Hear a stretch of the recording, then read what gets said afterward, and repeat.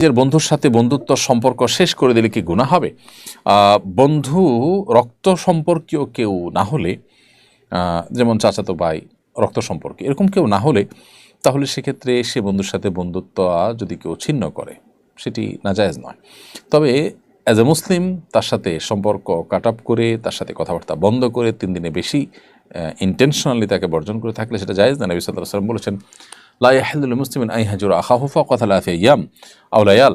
কোনো ব্যক্তি তার মুসলিম ভাইকে 3 দিনের বেশি পরিত্যাগ করে, বর্জন করে থাকার অধিকার বা সুযোগ তার কিন্তু নেই। এই জন্য আমাদের যেটি কর্তব্য সেটি হলো নিজের বন্ধুর সাথে বন্ধুত্বার সম্পর্ক যথাসম্ভব বজায় রাখার চেষ্টা করতে হবে, যদি সে বন্ধুত্বা কোনো হারামের দিকে না নেয়।